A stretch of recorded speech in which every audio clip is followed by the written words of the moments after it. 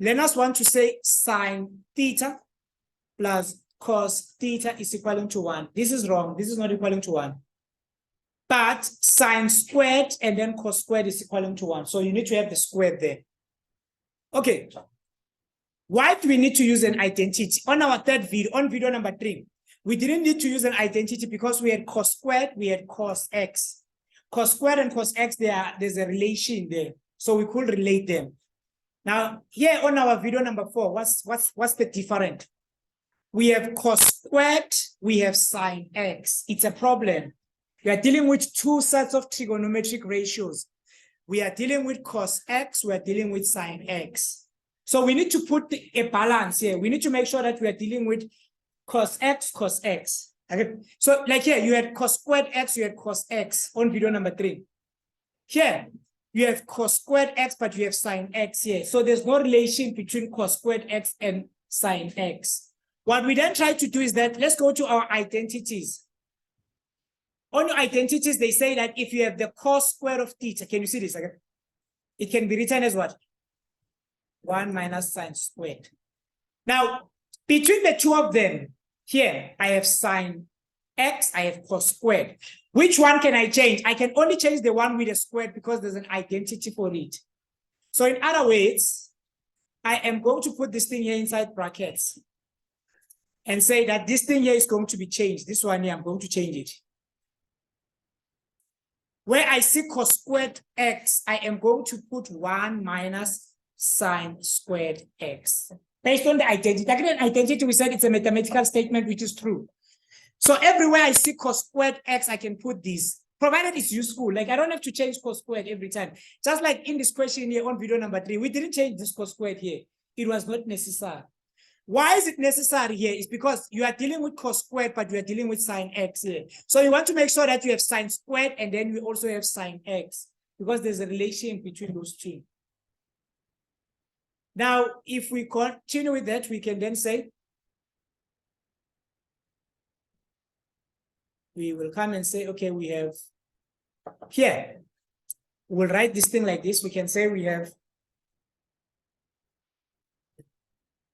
3 outside.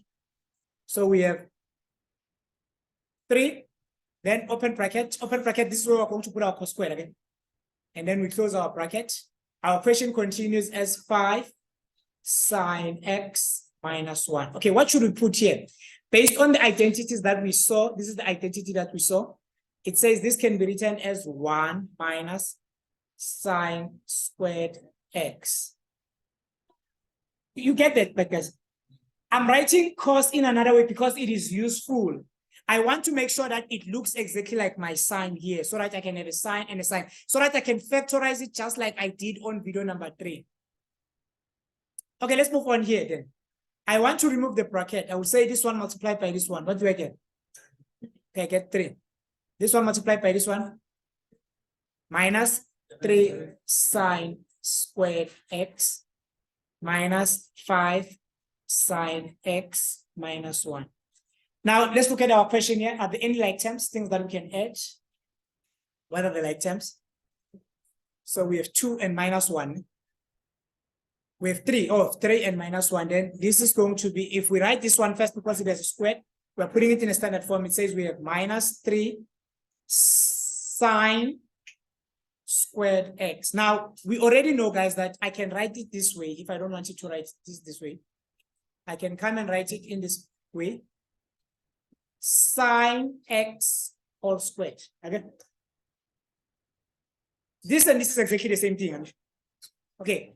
If I'm putting it in a standard form, the next thing that I'm going to have, it's minus 5 sine x. And then this 2, you say it's 3 minus 1. What is 3 minus 1? It's plus 2. Now, from here, you can say this one multiplied by this one. It gives us minus 3 sine x all squared minus 5 sine x plus 2. Now, this is a quadratic. Unfortunately, not all of us can see what this thing is a quadratic. Then we then come and use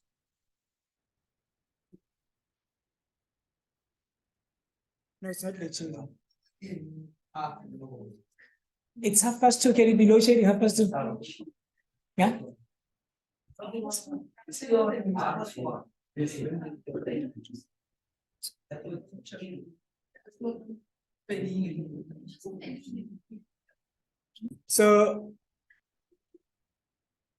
So we say here we can let k again. Let sine x to be equal to k, meaning here we'll have minus 3k squared minus 5k plus 2. So everyone can see which is a trinomial, I guess. Now, if we continue using the grouping method, because probably others are saying they find it to be simple. So we'll then say this one multiplied by this one again. What is 3 multiplied by 2? So we're going to get minus 6. So we're looking for factors of minus 6. When we subtract them, they should give us, so we can have 1 and 6 again. We can have 2 and 3. And then we can say, okay, what if we put a minus here? And then here, this one should be plus again. So minus plus 6, it gives us 5. We don't want that. So we can then say, okay, let's change. Then we have 1 minus 6. What is 1 minus 6? Minus 5. So that's what we are looking for. Yeah. So this is our minus 5k. We're going to write it as 1k, which is k, minus 6k. So I'm rewriting this part here. This thing and this thing, they're exactly identical. If you say, for example, if you say k minus 6, it's going to give you minus 5k. It's clear, isn't it? And then from here, I will come and write the things which are still here. So we have minus 3k squared plus, we're also going to have plus 2 here. And then what we then do from here is to group the first 2. So if we group the first 2, so we're going to group this first 2 and check out what is common. What seems to be common between these two things? K. So if we take k, here we're going to be left with minus 3k plus 1. So we're taking this one, these 2 again. Okay. Next, we can come and say, let's group these 2. Is there anything common between these 2? What's common? Okay, we say plus 2. If we take 2 here, we're going to be left with minus k plus 1 again. Okay. Clearly, we can then see now that even here, there's something common. This and these are common again. So if we take out, let's take out minus 3k plus 1 as common. And then here, we're going to be left with k again. Here, we're going to be left with 1 with plus 2. But we know what is k. What is k? So we have minus 3 sine x plus 1.